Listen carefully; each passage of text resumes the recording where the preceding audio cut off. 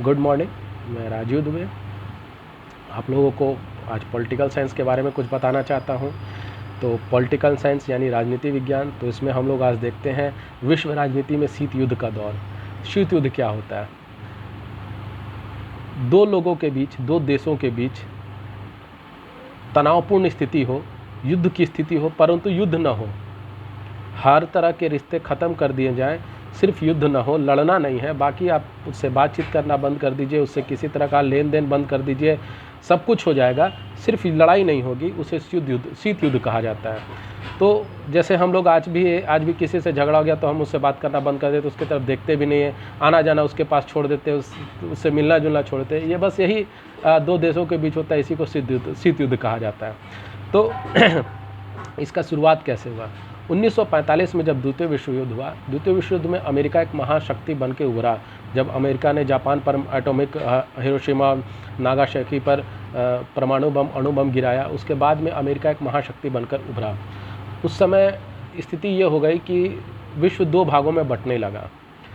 तो जब ये स्थिति हो गई, एक जो पूर्वी यूरोप के देश थे वो सोवियत संघ की तरफ, तत्कालीन सोवियत संघ की तरफ, जो आज रूस और कई देशों में बढ़ चुका है, तो उसकी तरफ जाने लगे। और पश्चिमी यूरोप के, चूँकि रूस में साम्यवादी सरकार थी, साम्यवादी नीति को वो लोग मानते थे, और अमेरिका के तरफ उस साम्यवादी नीति से बचने के लिए पश्चिम यूरोप के देश अमेरिका की तरफ रुख कर लिया, अमेरिका की तरफ जाने लगे और अमेरिकी गुट में शामिल हो गए। एक तरह से गुटबाजी शुरू हो गई।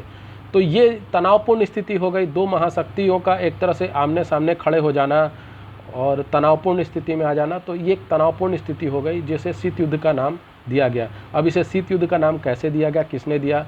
तो अमेरिकी कूटनीतिज्ञ जिसे राजनीतिज्ञ भी कहा जा सकता है, रणनीतिकार भी कहा जा सकता है, बर्नार्ड बारूक ने इस स्थिति को शीत युद्ध का नाम दिया गया। जो परिस्थिति पैदा हो गई, दो महाशक्तियों के बीच तनाव हो गया, लोग देश गुट में आने लगे और युद्ध की स्थिति आ गई थी। युद्ध नहीं हो रहा था लेकिन युद्ध की स्थिति आ गई थी, तनावपूर्ण स्थिति थी। इसे ही शीत युद्ध का नाम बर्नार्ड बारूक ने दिया। उसी के साथ में एक प्रसिद्ध पत्रकार वाल्टन लिपमैन ने इसे अपने लेखों से प्रसारित किया। मतलब नाम दिया शीत युद्ध को बर्नार्ड बारूक ने, और इसे शीत युद्ध नाम को प्रचार किया, शीत युद्ध की स्थिति को प्रचार किया वाल्टर लिपमैन ने, जो कि वहाँ के अमेरिका के एक प्रसिद्ध पत्रकार थे।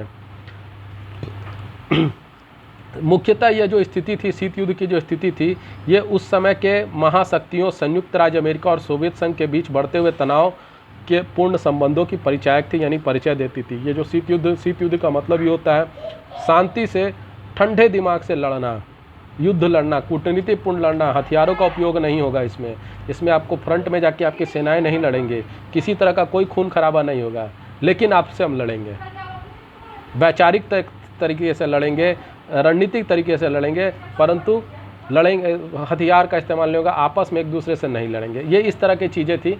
तो ये सोवियत संघ और संयुक्त राज्य अमेरिका के बीच हुई। जो शुरुआत सोवियत संघ और अमेरिका के गुटबाजी में हुई, पूर्वी यूरोप के देश अमेरिका सोवियत संघ के साम्यवादी आकर्षण में बंधते हुए सोवियत संघ के साथ चले गए, और पश्चिमी यूरोप के देश जो थे वो अमेरिका साम्यवादी, रूस के साम्यवादी नीति से बचने के लिए अमेरिका के गुट में आ गए, और ये धीरे धीरे स्थिति तनावपूर्ण हो गई। 1949 में चीन में साम्यवादी राज्य का उदय होता है, और चीन में साम्यवादी राज्य के उदय होने के पश्चात जो अभी तक एशिया इस शीत युद्ध से बचा हुआ था, ये उसमें भी शामिल हो जाता है। एशिया भी इस शीत युद्ध में शामिल हो जाता है। और चीन के आने के बाद अब शीत युद्ध का रण क्षेत्र यूरोप के साथ साथ उत्तरी एवं दक्षिण पूर्वी एशिया तक आ जाता है। सिर्फ चीन के शामिल होने के साथ में ये परिस्थिति पैदा हो जाती है कि जो अभी लड़ाइयाँ सिर्फ यूरोप और अमेरिका के बीच चल रही थी, पूर्वी यूरोप और पश्चिमी यूरोप अलग अलग खेमे में बढ़ गए। सोवियत संघ और अमेरिका के बीच जो तनावपूर्ण और शीत युद्ध की स्थिति थी, चीन के साम्यवादी राज्य के आने के बाद में ये स्थिति एशिया में आ गई, दक्षिण पूर्वी और उत्तरी एशिया तक आ गई, और धीरे धीरे ये शीत युद्ध की जो परिस्थिति थी, ये पश्चिम एशिया और अफ्रीका के देश भी इसमें शामिल हो गए, इसमें इन्वॉल्व हो गए। 1953 के बाद इस त्रासदीपूर्ण स्थिति में सुधार होना प्रारंभ हुआ। लगभग ये 8 साल ये स्थिति रही और धीरे धीरे 1953 के बाद इसमें सुधार आना शुरू हुआ। लेकिन और इसमें दोनों महाशक्तियां जो थी सोवियत संघ और अमेरिका एक दूसरे के निकट आने लगे।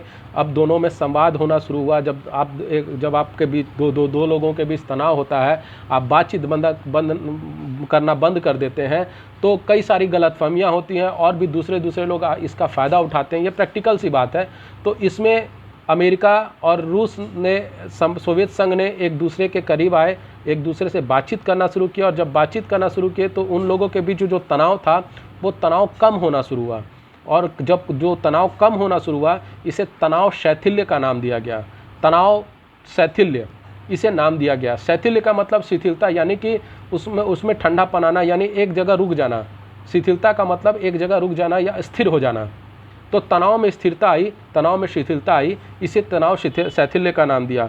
और 1991 में सोवियत संघ का विखंडन हुआ। सोवियत संघ 14 देशों में बंट गया और वो उन 14 देशों में बंटने के बाद ये तनाव अपने आप, तनाव शैथिल्य भी खत्म हो गया और शीत युद्ध भी खत्म हो गया। अब निर्विवाद रूप से अमेरिका सबसे शक्तिशाली देश बन गया और रूस जो उसका कॉम्पिटिटर सोवियत संघ के रूप में था, अब वो टुकड़े, जब आप संगठित रहते हैं तो आप ज़्यादा ताकतवर रहते हैं और जब आप टूट जाओगे तो कमज़ोर हो जाओगे। बस यही चीज़ हुआ सोवियत संघ के साथ। सोवियत संघ 14 देशों में बटा, जिसमें सबसे शक्तिशाली आज भी रूस है।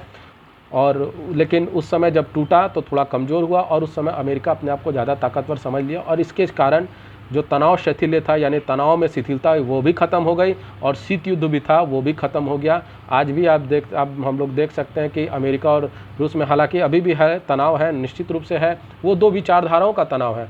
अमेरिका अलग विचारधारा के देश है और रूस अलग विचारधारा का देश है, तो निश्चित रूप से है। लेकिन आज युद्ध की स्थिति इन दोनों में नहीं होती है। ये लोग परस्पर संवाद करते हैं, राजनेता इनके संवाद करते हैं, व्यापार वाणिज्य सब कुछ इनके साथ हो रहा है, जो उस समय शीत युद्ध की स्थिति में नहीं था। तो आपको ये वीडियो कैसा लगा पॉलिटिकल साइंस को लेके, मुझे लाइक करें, कमेंट करें, शेयर करें। धन्यवाद।